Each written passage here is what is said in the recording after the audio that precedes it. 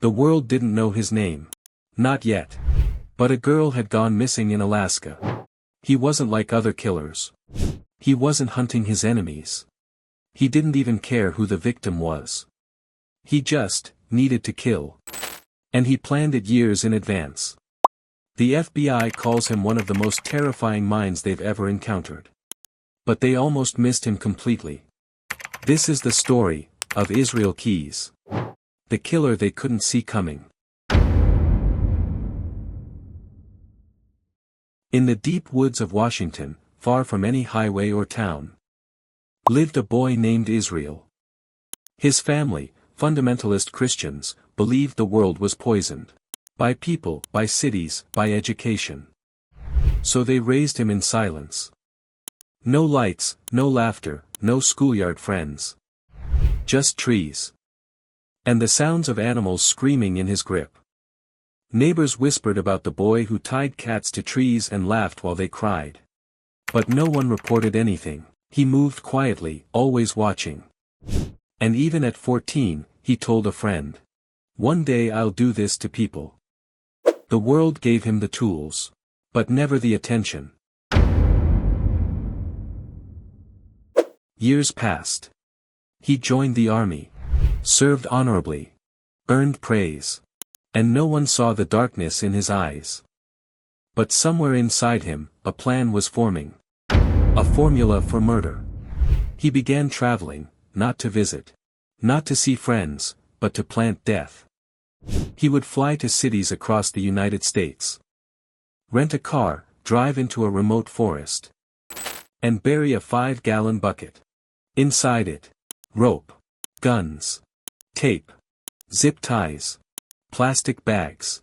And bottles of Drano. He called them kill kits. Then he would wait. Sometimes for months. Sometimes for years.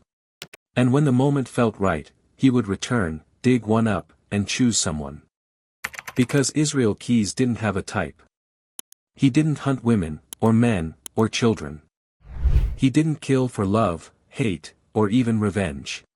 He just enjoyed it. His only rule, don't kill close to home, don't kill near where you bury, don't get attached. And that made him invisible. The world didn't know his name. Not yet. But a girl had gone missing in Alaska. A coffee stand abandoned. And in the silence that followed, no one realized. The footsteps in the snow led back to a man who had already killed. And would kill again.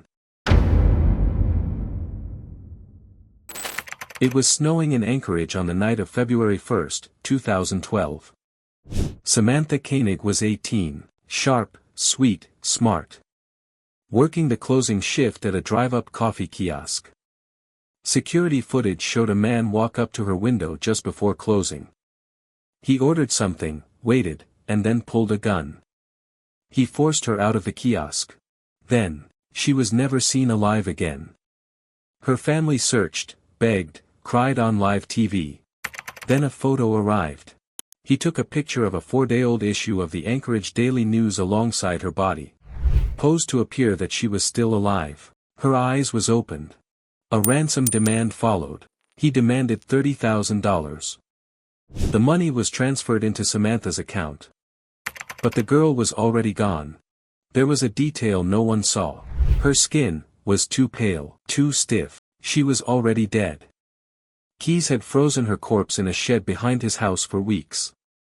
While he went to New Orleans, where he departed on a pre-booked 2-week cruise with his family in the Gulf of Mexico.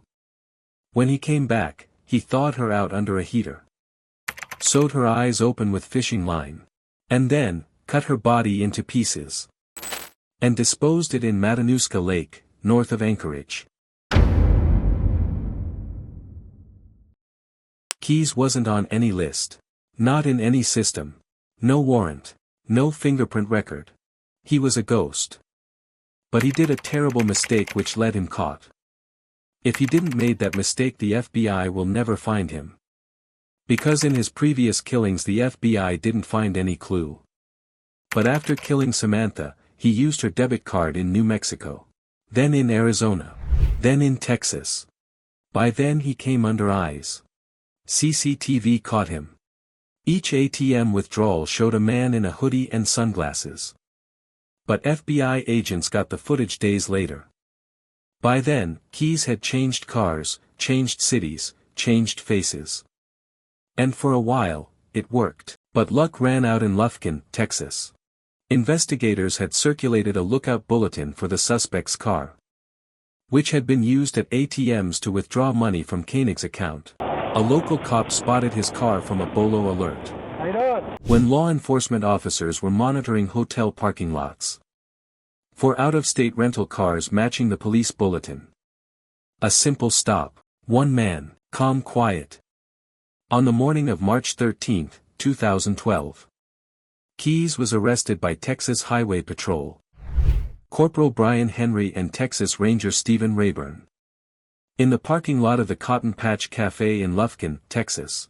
In his trunk, they found the mask, the gun, Samantha's card and her cell phone. And with it, the door to something far darker creaked open. In the interrogation room, Keyes sat straight, polite. He sipped coffee, cracked dry jokes. Then, he confessed. Not just to Samantha, but to a couple, Bill and Lorraine Currier, from Vermont, who vanished a year earlier. He told them how he broke into their home, tied them up, drove them to an abandoned house, and shot them both. The police in Vermont had closed the case as a possible runaway. They never searched the nearby house where the bodies lay buried. Then he admitted to more.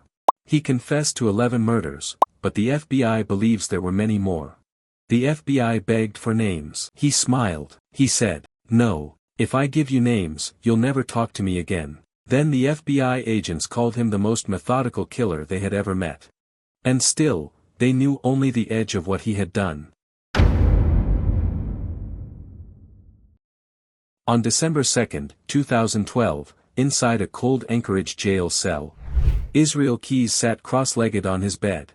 He tore open a disposable razor, slashed his wrists, then his neck. He smeared his own blood across the wall. 11 skulls drawn in red, one for each known victim. But how many were missing? How many kids still lie buried? How many families still wondering? No one knows. He didn't kill out of rage. He didn't kill out of lust. He killed because he could.